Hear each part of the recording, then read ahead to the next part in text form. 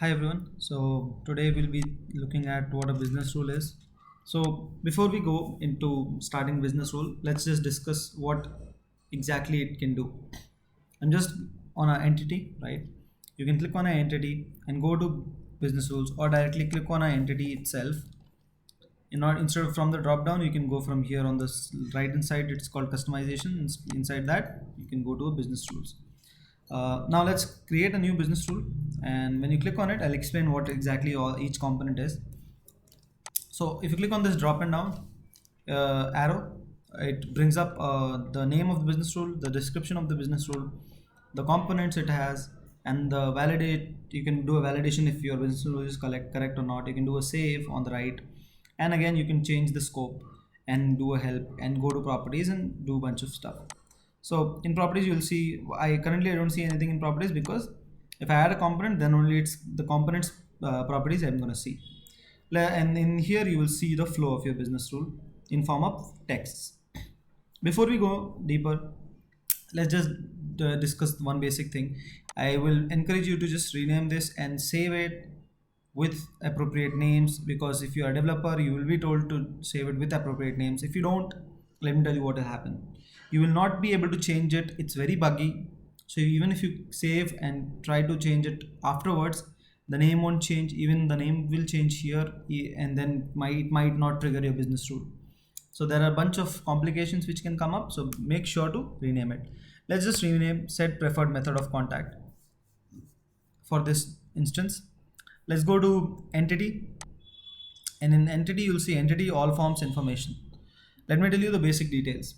When you select entity as a scope, the business rule which you set and applies to the whole entity, not just the forms, which means even if you do a data import, even if you write a plugin, all of those stages will have those validations happen. So if you want to keep it general, right, anything which I do with this entity should have this business rule select entity as the scope. If you go to all forms, any form of this entity, quick create, normal forms, main forms, multiple main forms, all of them will have this validation. If you click on information, that is one of the forms which I have. Apparently I only have one form, so on that form only you will see the validations happening. Let's keep it entity. I just want to write here the same thing in the description just for my use. Let me tell you now the scenario which you'll be using. If you go to this, I have a model driven app already ready. There are a bunch of fields.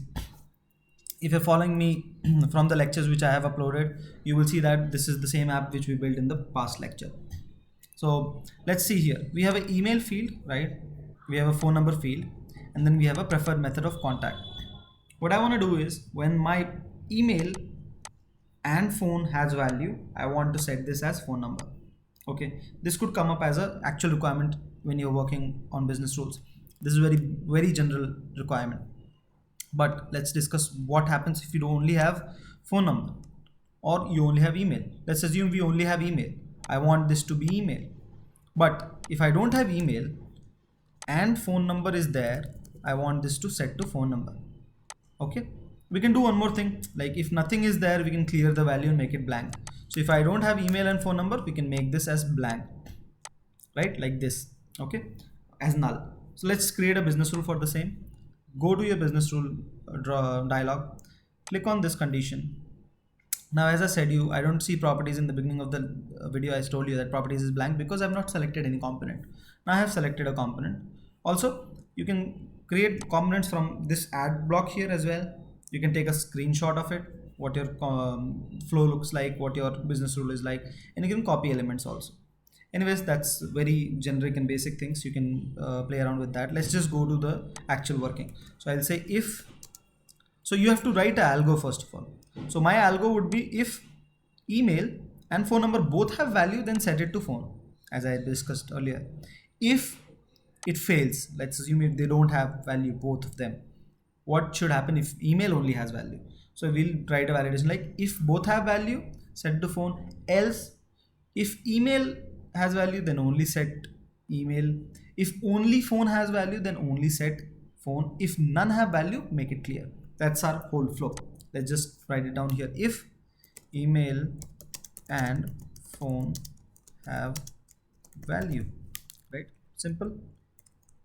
Always encouraging to write here what you do in the step, what checking conditions you're writing, all of those things must be written here, because you won't see if it grows right. If this flow grows, the flow of the business rule won't be visible to you, so you can't read it. You have to click in each component and go and see what it actually does. So let's go and here write email contains value or contains data, right?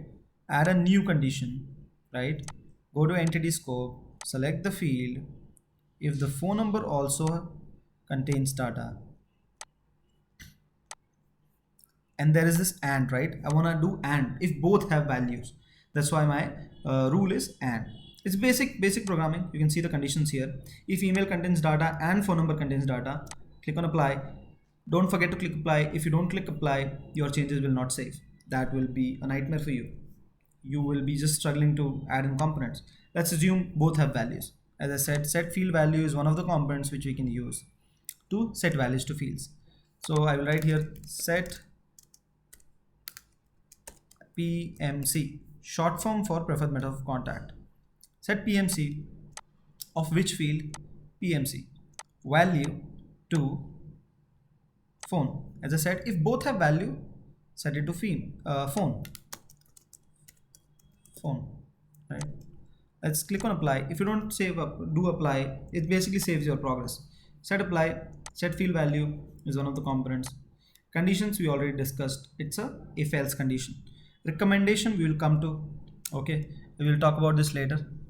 Let's go and see if there is no value. I mean, if there is something failing in this, right?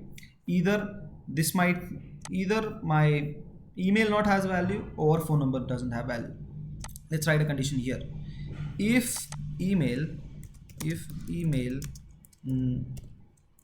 has value, if only email, let's write here only, right? Again, entity is scope, my field is email, contains data, right? Click apply. If only email has data, I want my set field to do this. Set PMC to email. Pretty simple, right? Email is what I want to set this to. Click apply. It's gonna set that. Let's assume email is blank. In that case, only phone number has value, right? So if phone has value, only phone has value, right? So phone contains data, do a save. Always remember to save. Add another component which will set your value. Again, set PMC to phone. Pretty simple, no rocket science, very easy. So let's just do preferred method of contact to phone, right? Click apply. Let's do if all blank, right? I will add one more if here. Just gonna shrink this to add my component if all blank, right? If entity phone does not contain data, and let's just rename this first, if email and phone null, right? Just add in here, I've already did for phone, let's do email does not contain data, right? Both and conditions, right? Both are null. Then what do you want to do? I said we'll clear value, right? We will clear the value, right? Clear PMC. Let's select that from here, and here we have clear, right? But I want to discuss some other components. So what we would do is, in this case, we would clear the value, but I want to do something more. As we are not using that field, we will do a set visibility. Let's see what set visibility is. Set visibility of PMC to no, right? So hide PMC. So what it does is, it hides the field on the form. So there is show hide we can do. We just did it for a field. There is clear value we can do for a field. There is set value we can do for a field. And then we can do a condition.